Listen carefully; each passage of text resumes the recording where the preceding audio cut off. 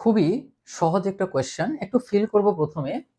দেখেন, প্রমাণ করো যে জেড তলে alpha Z Z bar plus beta Z plus beta bar Z bar plus gamma equal to 0 একটা বৃত্তের সমীকরণ নির্দেশ করে।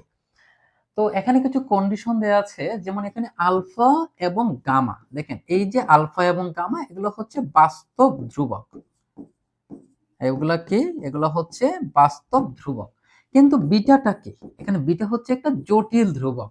সো বিটা সমান আমরা একটা জটিল সংখ্যা ধরে নিব, যেটা হচ্ছে a প্লাস আই বি। আর এখানে জেডটা কি? জেডও হচ্ছে একটা জটিল সংখ্যা, যার নাম দিলাম আমরা এক্স প্লাস আই ওয়াই। এখন দেখেন, এখানে জেড বার আছে, আবার বিটা বারও আছে। তো জেড সমান যেহেতু আমরা এক্স প্লাস আই ওয়াই ধরেছি, সো জেড বার দ্বারা এই জটিল সংখ্যার অনুবন্ধী জটিল সংখ্যাটাকে বোঝানো হয়। তাহলে এইটা কি হবে? এইটা হয়ে যাবে এক্স মাইনাস আই ওয়াই। কারণ আমরা বেসিক ক্লাসে পড়েছি যে একটা জটিল সংখ্যার কাল্পনিক অংশের সামনের চিহ্ন পরিবর্তন করলে আমরা যে নতুন জটিল সংখ্যাটা পাই সেইটাকেই কনজুগেট কমপ্লেক্স নাম্বার বা অনুবন্ধী জটিল সংখ্যা বলা হয়ে থাকে। আবার এখানে আমরা বিটা সমান ধরেছি এ প্লাস আই বি। তাহলে এখানে বিটা বার সমান কি হবে? এ মাইনাস আই বি। একেবারে সিম্পল বিষয়। তো এই বিষয়গুলো আমরা বুঝবো। আর এইটা একটা বৃত্তের সমীকরণ নির্দেশ করে। তো বৃত্তের সাধারণ সমীকরণটা কি? বৃত্তের সাধারণ সমীকরণটা হচ্ছে X square plus Y square plus 2gx plus 2fy plus c equal to 0। এটা হচ্ছে বৃত্তের সাধারণ সমীকরণ। এবং এখানে ব্যাসার্ধ হচ্ছে মাইনাস জি মাইনাস এফ, এবং কেন্দ্র হচ্ছে মাইনাস জি মাইনাস এফ, এবং ব্যাসার্ধ হচ্ছে root over G square minus plus F square minus C. তো এই হচ্ছে সূত্র। এটা হচ্ছে বৃত্তের আদর্শ আকার বা বৃত্তের আদর্শ সমীকরণ, যার কেন্দ্র হচ্ছে মাইনাস জি মাইনাস এফ, এবং ব্যাসার্ধ হচ্ছে আপনার ব্যাসার্ধ সি না, এটা হচ্ছে ব্যাসার্ধ। এটা হচ্ছে ব্যাসার্ধ, এবং ব্যাসার্ধ হচ্ছে root over G square plus F square minus C. ঠিক আছে? তো এই হচ্ছে আমাদের টোটাল কনসেপ্ট।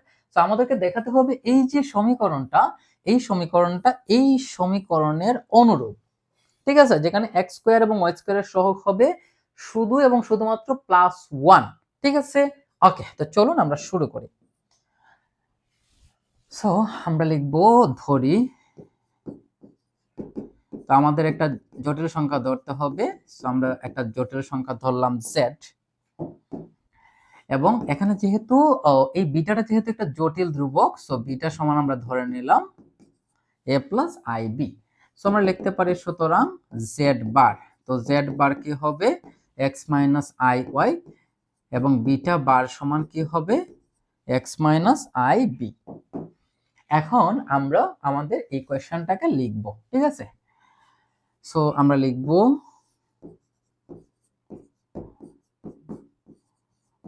প্রদত্ত রাশি।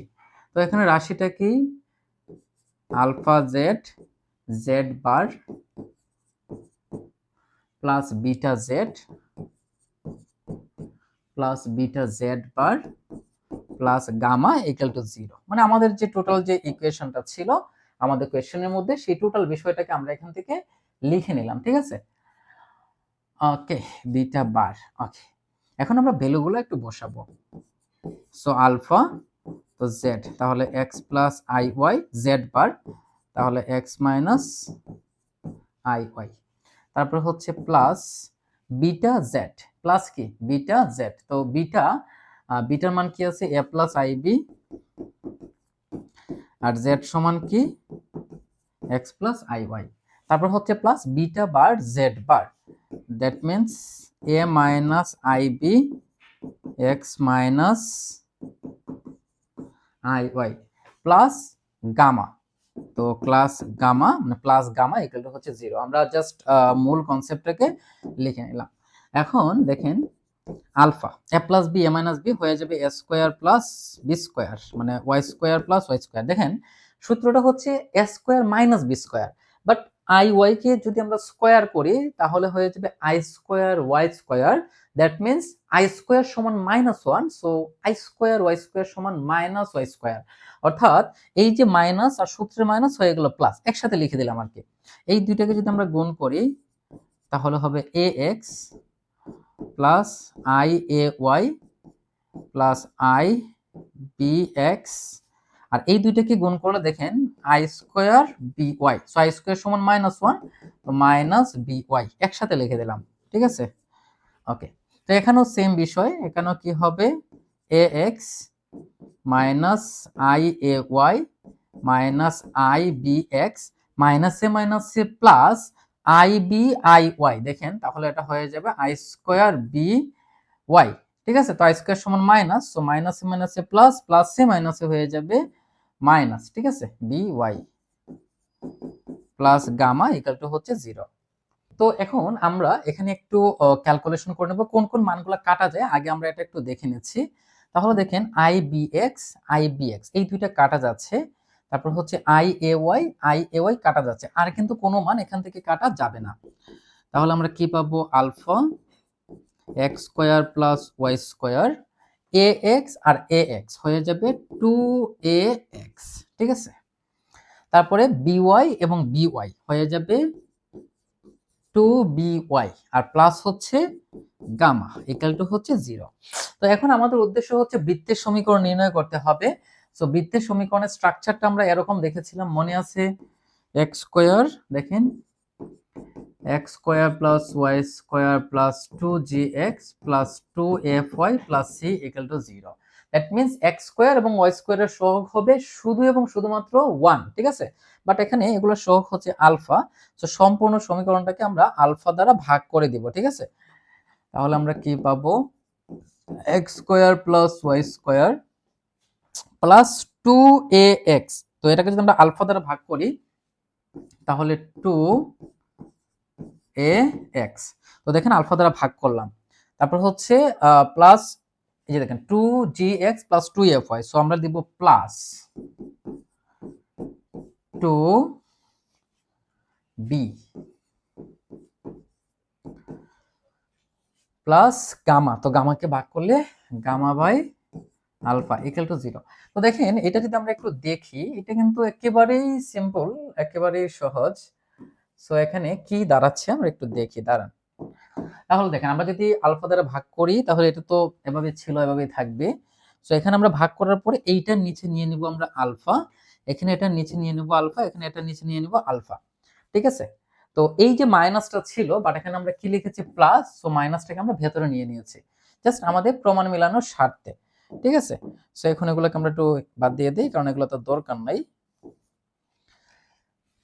সো এই লাইনটাকে আমরা এভাবে লিখতে পারি, দেখেন